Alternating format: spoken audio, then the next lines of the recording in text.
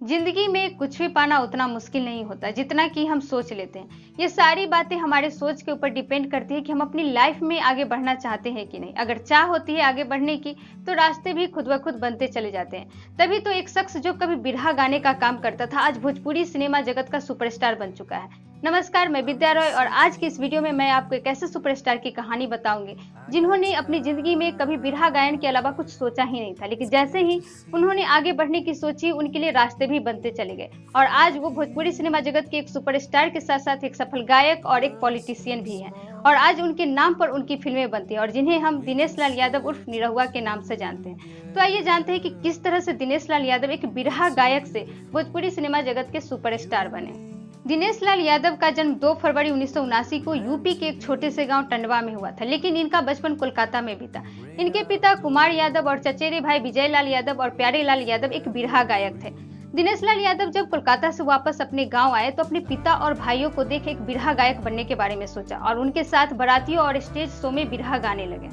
दिनेश लाल यादव ने एक इंटरव्यू में बताया कि जब वो लोग कहीं बिरहा गाने जाते थे तो कई बार उन लोगों को उनके गाने के पैसे नहीं मिलते थे, जिस वजह से वो निराश होकर सिंगिंग के इस क्षेत्र को छोड़ना चाहते थे, लेकिन अपने पिता के कहने पर उन्होंने इसे जारी रखा। फिर इसके बाद वो एक कंपनी के लिए गाना गाए जो कि कुछ सफल रहा। इसके बाद उनकी पहली सफलता मिली 2003 में आई उनकी एल्बम निरहुआ सटल रहे से।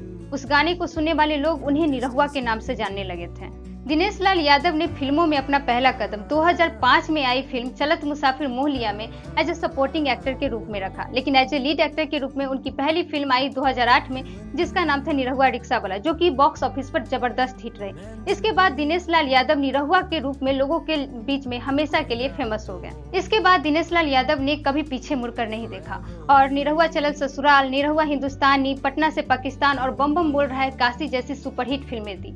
दिनेश लाल यादव ने 2012 में अमिताभ बच्चन के साथ एक फिल्म की जिसका नाम था गंगा देवी और साथ ही कलर्स टीवी के popular show big boss season 6 में भी नजर आए। दिनेश लाल यादव की 2015 में लगातार 5 फिल्में बॉक्स ऑफिस पर सुपरहिट रही, जिसके बाद दिनेश लाल यादव भोजपुरी सिनेमा जगत के सुपरस्टार बन गए और उनकी सफलता का सिलसिला कुछ यूं चला कि 2016 में फिल्म पटना से पाकिस्तान के लिए बेस्ट एक्टर का और 2017 में जुबली अवार्ड और साथ ही 2018 में निरहुआ हिंदुस्तानी 2 के लिए उन्हें बेस्ट एक्टर का अवार्ड दिया गया। दिनेश लाल यादव का कैरियर के साथ साथ उनकी पर्सनल लाइफ भी लाइमलाइट में रही। साल 2000 में उनकी शादी मनसा देवी के साथ हुई और उनके 2 बेटे और एक बेटी भी है। उनकी पत्नी लाइमलाइट से दूर रहती है, हालांकि इसके बावजूद भी उनका नाम कभी पाखी हेगड़े तो कभी आम्रपाली दुबे के साथ जोड़ा गया।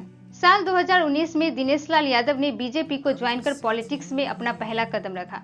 तो दोस्तों, ये थी दिनेश लाल यादव की कहानी जो हमें बताती है कि हमें जिंदगी में निराश होकर अपना रास्ता नहीं बदलना चाहिए। उन्हीं रास्तों पर अलग अलग तरीकों से चलकर हमें अपनी कामयाबी हासिल करनी चाहिए। ऐसी ही जानकारियों के लिए हमारे साथ जुड़े रहे, हमारे चैनल को सब्सक्राइब करें और हमारे वीडियो को लाइक एंड शेयर करें। फिर मिलते हैं नए वीडियो में एक नई पर्सनालिटी के जीवन के साथ। तब तक के लिए धन्यवाद।